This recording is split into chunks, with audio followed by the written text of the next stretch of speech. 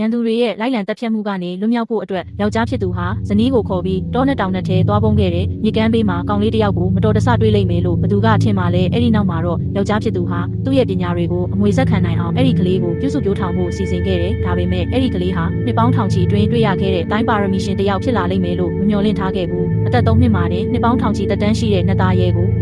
အနိုင်ယူပြီးစီးတော်ရင်အဖြစ်လုပ်ခဲ့တယ်။အသက်6နှစ်မှာတော့လူပေါင်းထောင်ချီရဲ့လေးစားအားကြမှုကိုခံရတဲ့တိုင်းဆရာတအူးဖြစ်လာခဲ့တယ်။ကောင်လေးကအရန်တန်မာပြီးပြိုင်ဘက်မရှိဖြစ်နေတာကြောင့်ခြေထောက်နှစ်ဖက်လေးဖြတ်ချင်အောင်ဆောင်ပြီးတိုင်းပညာမရှိတဲ့တာမန်လူတယောက်လိုနေထိုင်ဖို့သူ့မိသားစုစီပြန်လာခဲ့တယ်။အဲ့ဒီနေ့မှာပဲမိသားစုရဲ့ရန်သူတွေဟာတိုင်းဝိုင်းကိုလာရောက်စိန်ခေါ်ဖို့ရန်လိုစွာရောက်ရှိလာကြတယ်။မိသားစုရဲ့ထိပ်သီးပညာရှင်တွေဟာတယောက်ပြီးတယောက်ရှုံးနိမ့်ခဲ့ရတယ်။ဒါကြောင့်ငငယ်ကလေးက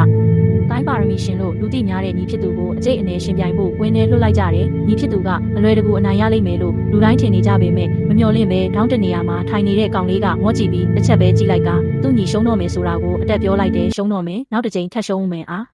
ဘာတွေလျှောက်ပြောနေတာလဲဒုက္ခိတရဲ့သခင်လေးဖေးရွှံကတိတိတတ်တာအသာစီးရနေတာကိုဟေးစု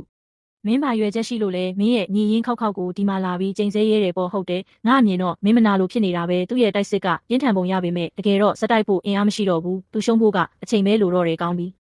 မင်းကရှုံးမယ်လို့ပြောတယ်ပေါ့ဒါဆိုသူဘလောက်ကြာတောင်းခံနိုင်အောင်မလဲပြောစမ်းလား9နာရီလား9မိနစ်လေး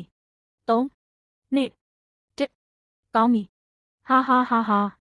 တိုက်ဆိုင်တာမဟုတ်ဘူးဒါလုံးဝတိုက်ဆိုင်တာမဟုတ်ဘူးတစ်စက္ကန့်တောင်မလွဲဘူးတိုက်ပွဲကိုအဲ့ဒီလိုထိန်းချုပ်နိုင်စွမ်းနဲ့အရာကိုကစားကွက်လိုမြင်နိုင်တဲ့အဲ့ဒီအကြည့်သူကတကယ်ပဲဖေးစုစင်မော်တက်ဆန်းအကိုငါ့ကိုအဲ့ဒီဘက်တွန်းပေးပါဘာလဲ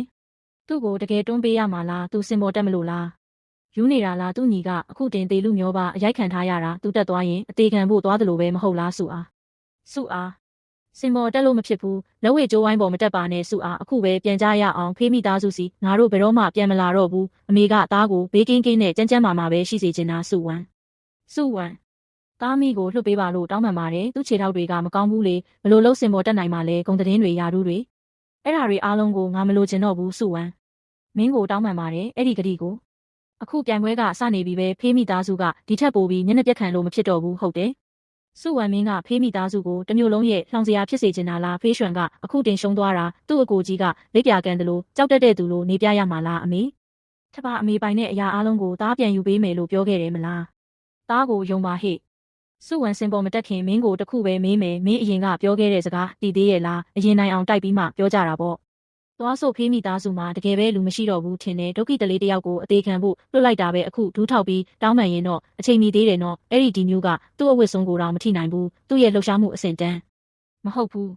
သူ့ရဲ့ဝီချဲကိုထိန်းချုပ်တဲ့နီးစနစ်ကနတ်သက်ကြွေတယ်လို့ပဲသူတိတိတတ်တာအနိုင်ရနိုင်ရဲ့သားနဲ့ဘာလို့တိုက်စစ်မစင်တာလဲဟုတ်တယ်